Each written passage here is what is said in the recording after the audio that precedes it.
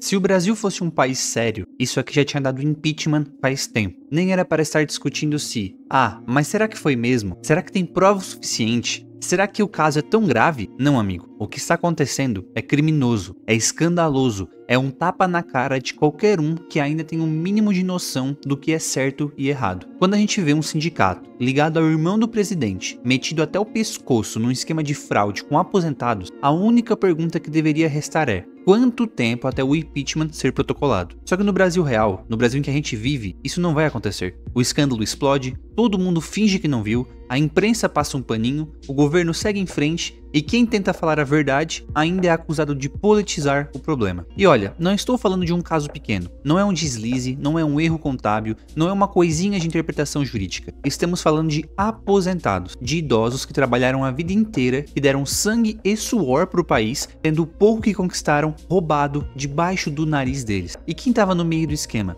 Associação de fachada, sindicatos com nome bonito e moral podre, gente que se diz defensora dos direitos dos trabalhadores enquanto mete a mão na aposentadoria dos outros. E o mais revoltante, é sempre a mesma gente, as mesmas siglas, as mesmas caras de pau. Gente que já deveria estar banida da vida pública há décadas, mas que continua por aí, mamando, roubando e pousando de salvadora dos pobres. A verdade é que esse escândalo não começou ontem. Essa prática suja vem de muito tempo. Há anos que sindicatos, associações e toda essa máquina sindical infestada de pilantras usam aposentados como gado para tirar dinheiro. E tudo isso feito com a ajuda de normas, regulamentos e convênios suspeitos, costurados dentro do próprio governo. Essa instrução normativa 100, que foi parida no apagar das luzes do governo Temer e depois ajustada durante o início do governo Bolsonaro, abriu as portas para a festa. E agora, sobre o governo Lula, a festa virou carnaval. A fraude, que já era um problema, ficou gigantesca. A corrupção explodiu. E claro, quem mais se aproveitou disso foram exatamente aqueles que sempre tiveram a mão suja. Agora, veja bem, não estou dizendo que a corrupção nasceu no governo Lula. Esse esquema já vinha rolando, mas é quase impossível ignorar que foi no governo dele que a coisa atingiu proporções grotescas. Quando Lula reassumiu, o recado foi claro: a velha turma voltou. Aquela mesma mentalidade de que o dinheiro público é para ser dividido entre os aliados e os sindicatos. A diferença é que hoje nem vergonha eles têm mais. É tudo feito à luz do dia. É Ferrari na garagem de sindicalista, é Rolex na mão de quem deveria estar defendendo o aposentado, é obra de arte comprada com dinheiro que deveria estar pagando remédio de idoso. E o irmão do Lula?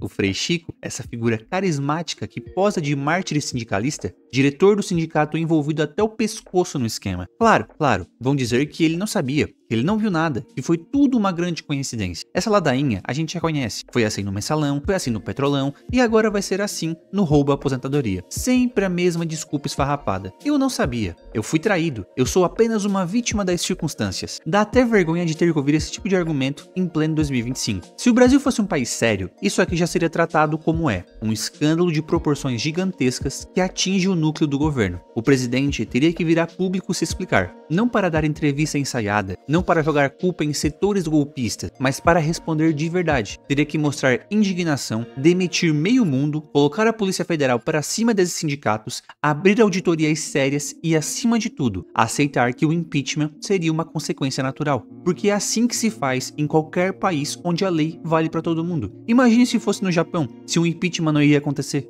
Mas no Brasil a reação é outra. Em vez de pedir a cabeça dos responsáveis, a elite política se movimenta para abafar tudo. Deputados se fingem de mortos. A grande imprensa, que deveria estar batendo pesado, prefere fazer reportagens mornas, cheias de condicionais e ressalvas. E o povo, coitado, mais uma vez é tratado como otário. E ainda tem quem acredite que isso é normal, que isso é só política. Não, isso é corrupção, isso é roubo, isso é crime, e deveria ser tratado como tal. E vamos ser honestos, o próprio sistema já foi montado para proteger esse tipo de coisa. Brasília é uma cidade construída para enterrar escândalos. Lá, tudo é pensado para criar camadas e mais camadas de proteção para quem está no poder. Quando estoura uma bomba dessas, o sistema inteiro trabalha junto, de forma automática, para isolar o dano, para desviar a atenção, para salvar a pele dos envolvidos. Isso não é obra do acaso. Isso é o resultado de décadas de promiscuidade entre partidos, sindicatos, associações, empresários e o próprio Estado. O mais revoltante é que quem tenta apontar isso, quem tenta expressar essa podridão, ainda é chamado de extremista, de golpista, de antidemocrático. Veja a ironia. Lutar contra o roubo virou crime, mas roubar virou política normal. Roubar aposentado, então, parece que é até incentivado, desde que você tenha o crachá certo, desde que você faça parte do clube. E aí a gente volta para a pergunta que não quer calar. Por que isso não gera um impeachment? A resposta é bem clara, na verdade. Porque o Brasil não é um país sério. Porque aqui, escândalo de corrupção virou rotina. Porque aqui, ao invés de revolta, as pessoas sentem cansaço. Cansaço de lutar contra um sistema que parece inabalável, indestrutível, eterno. E é exatamente esse cansaço que mantém os ladrões no poder. Eles sabem disso, eles contam com isso, eles vivem disso. Mas isso não precisa ser assim para sempre. Isso não é uma maldição inevitável. A gente pode sim mudar isso. Mas para isso, a primeira coisa que precisa acontecer é parar de normalizar o absurdo. Parar de aceitar o roubo como se fosse parte da paisagem. Parar de dar risada de meme de político ladrão como se fosse engraçadinho. Parar de aplaudir quem rouba, mas faz. Porque enquanto a gente aceitar isso, enquanto a gente tratar bandido como herói, enquanto a gente achar normal que sindicalista tenha Ferrari, enquanto aposentado não tem nem dinheiro para remédio, nada vai mudar. E aí você pode pensar, o que eu posso fazer hoje para principalmente começar a me proteger do Brasil? O que eu faço hoje para me proteger do Brasil é deixar meu patrimônio em Bitcoin. Assim, ele fica inconfiscável pelo governo. E se você quiser aprender a como comprar e deixar seus Bitcoins seguros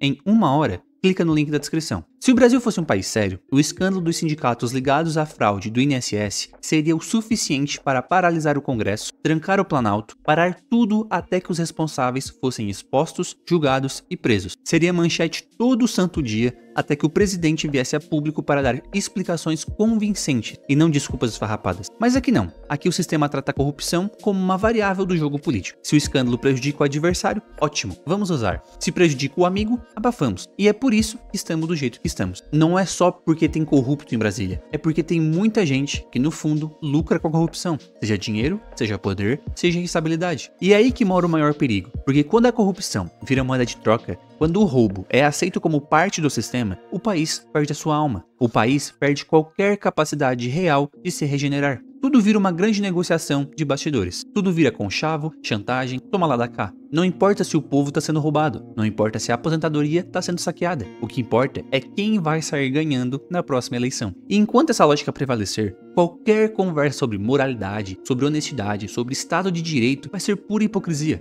O escândalo dos sindicatos do Frei Chico, do irmão do presidente, deveria ser o estopim para uma revolta cívica. Deveria ser a faísca que fizesse as pessoas saírem às ruas exigindo respeito, exigindo justiça e exigindo responsabilidade. Mas não vai ser. E sabe por quê? Porque roubar aposentado no Brasil não gera indignação suficiente. Porque mexer no bolso de quem trabalhou a vida inteira não parece mobilizar como deveria. A gente se acostumou a ser roubado. A gente se acostumou a ser feito de palhaço. A gente virou um país onde a maior indignação pública é reservada para polêmica de reality show ou para anistia de político corrupto. E enquanto isso, quem tá no poder agradece. Só que há um limite. Sempre há. E o Brasil está perigosamente perto desse limite. Não porque as pessoas vão se revoltar de forma organizada. Infelizmente, não parece que isso vai acontecer tão cedo. Mas porque o sistema tá apodrecendo por dentro. Tá ruindo. Tá se tornando cada vez mais disfuncional, mais pesado, mais incapaz de resolver os próprios problemas. É como uma estrutura velha, cheia de rachaduras. Um dia, inevitavelmente, desmorona. Pode demorar,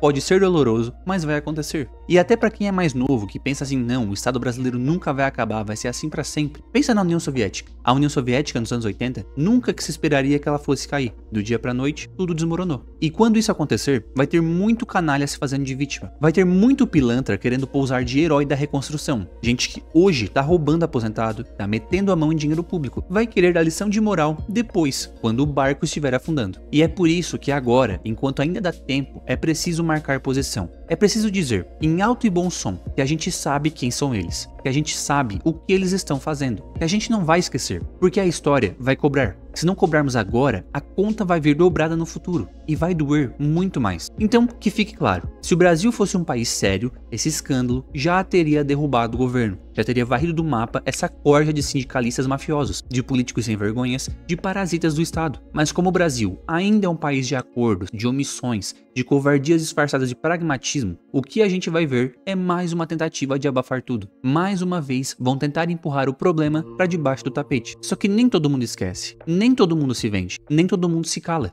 E se há alguma esperança para o Brasil, está nas pessoas que ainda têm coragem de chamar as coisas pelo nome, de apontar o dedo para a corrupção, mesmo quando isso é impopular, de enfrentar o sistema, mesmo sabendo que vai apanhar. Porque no final das contas, o que separa um país sério de um país falido não é a quantidade de corrupção, é a quantidade de gente disposta a lutar contra ela. E é essa luta que precisa começar agora. Se quiser ajudar o canal, torne-se membro e tenha acesso a vídeos exclusivos e antecipados. E se quiser alguma recomendação de leitura, vou deixar na descrição. Se quiser entender por que o Brasil precisa sofrer, assista o vídeo que está aparecendo agora na tela.